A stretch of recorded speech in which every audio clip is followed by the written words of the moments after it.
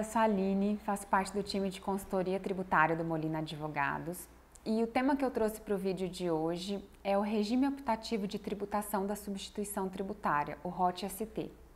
Nesse vídeo você vai entender o que é e como funciona o regime, como o Estado de São Paulo regulamentou a adesão pelas empresas varejistas e quais as vantagens e desvantagens do ROT-ST. A nossa ideia, na verdade, é trazer um panorama geral para que você consiga tomar uma decisão mais assertiva a respeito da adesão ou não ao regime. Bom, para quem não sabe, o ROT-ST ele surgiu com a publicação do Convênio 67 de 2019, quase 3 anos depois do julgamento do recurso extraordinário 593849 pelo STF, em que ficou definida a possibilidade de restituição do ICMS-ST nos casos em que a base de cálculo do tributo presumida é superior à base efetiva. O CONFAS autorizou os estados do Amazonas, Pará, Paraíba, Pernambuco, Rio Grande do Norte, Rio Grande do Sul, Santa Catarina e depois São Paulo a instituírem nas suas legislações internas a possibilidade de dispensa do complemento do ICMS-ST nos casos em que a base presumida do imposto é inferior à efetiva.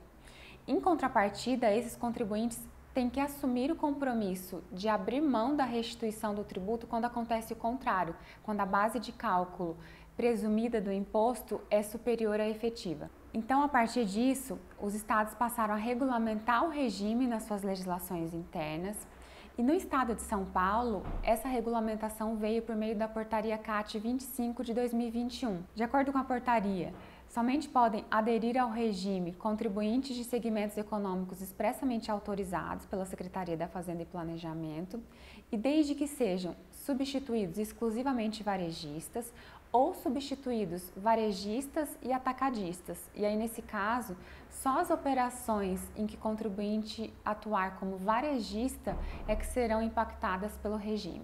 Além disso, a portaria estipula que os segmentos econômicos autorizados a se enquadrar no regime optativo de tributação da substituição tributária ainda serão divulgados pela Secretaria da Fazenda e Planejamento e depois disso, as entidades representativas desses setores deverão se manifestar a respeito do interesse das empresas representadas em aderir ao regime.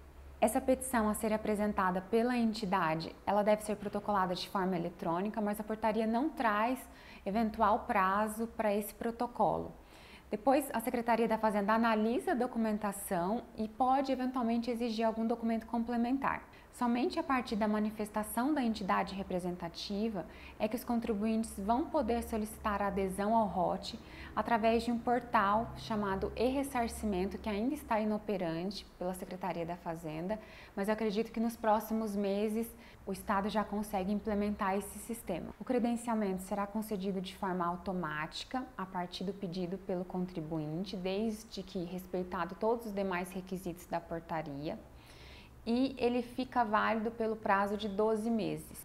Ultrapassados esses 12 meses, o contribuinte pode solicitar a renúncia ao regime, mas aí ele fica impedido de fazer o novo credenciamento pelo prazo de 1 ano. Um ponto importante é o enquadramento automático do microempreendedor individual.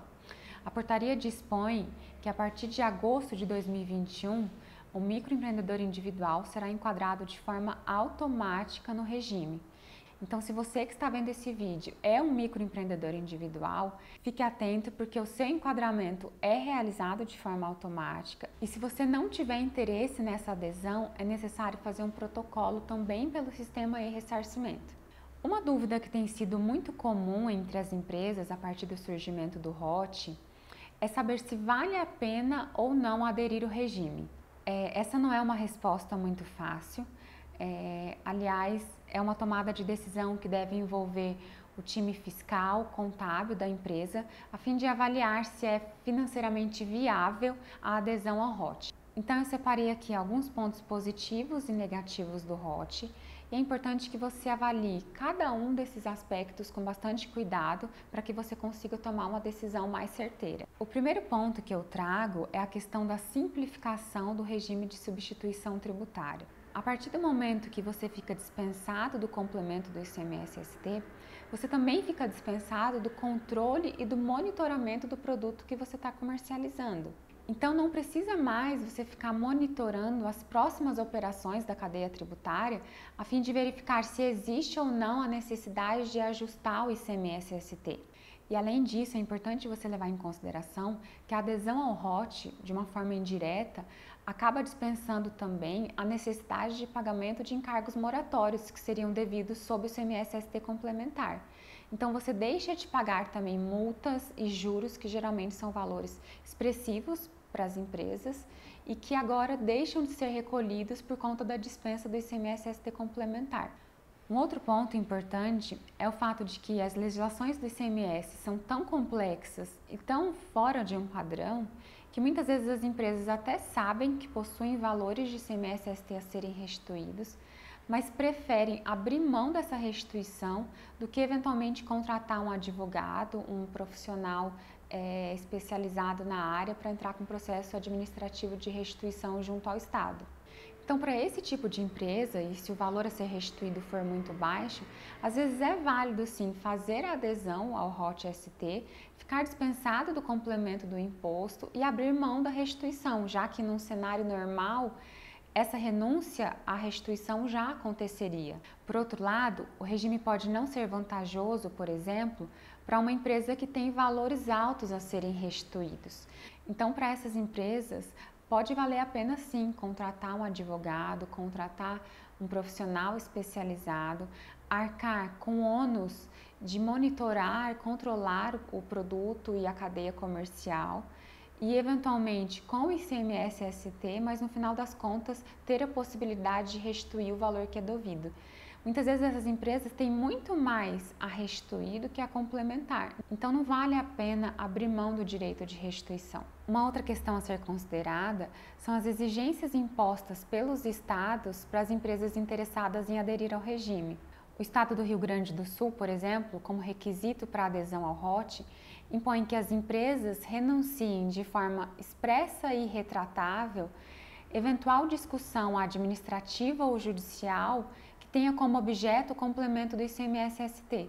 Então, o contribuinte precisa desistir de recursos, ações judiciais, pedidos de ressarcimento em trâmite perante o Estado do Rio Grande do Sul, inclusive que envolvam períodos anteriores à adesão ao ROT. Uma outra exigência do Estado é a necessidade do contribuinte participar do programa de fidelidade da nota fiscal gaúcha, em que os consumidores ganham prêmios para incentivar a inclusão do CPF na nota fiscal. Então, a solicitação de adesão ao regime muitas vezes fica atrelada a diversas exigências desses estados e que podem às vezes causar um ônus e um empecilho muito grande para as empresas. E a partir do momento que essas empresas optam pela adesão do regime, elas necessariamente ficam sujeitas a essas exigências, a essas imposições dos estados. E para finalizar, e esse eu acho que é o ponto que eu considero o mais importante, é a questão do complemento do ICMS-ST ser questionável na via judicial e por um motivo muito simples. Esse complemento não está previsto nem na Constituição Federal e nem na Lei Candir. Então, para que a cobrança do complemento do ICMS-ST fosse válida, era necessário que isso estivesse presente pelo menos numa lei complementar. E sobre esse ponto, muitas empresas podem até questionar se essa matéria já não foi objeto do recurso extraordinário 593849, mas na verdade não. Alguns ministros até falam em seus votos sobre a necessidade de complementar o tributo, mas essa questão não foi debatida por todos os ministros da Suprema Corte. Se você analisar a tese fixada ou o acórdão do recurso, não há menção à necessidade de complemento do tributo.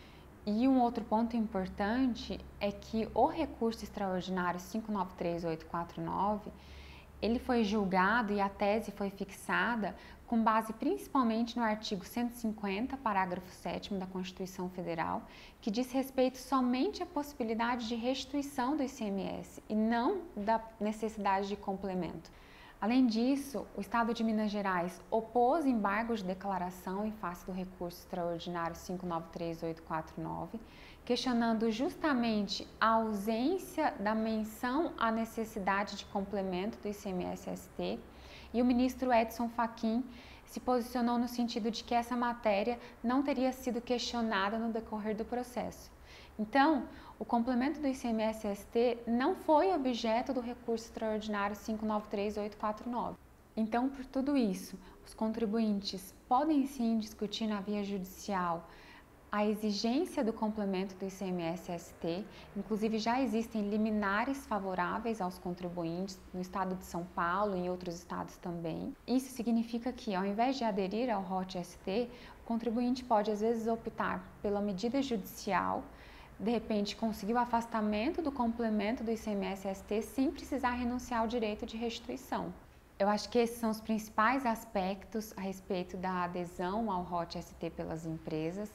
É importante que vocês, no momento da tomada de decisão, analisem esses pontos que eu mencionei. E nós do escritório estamos sempre à disposição.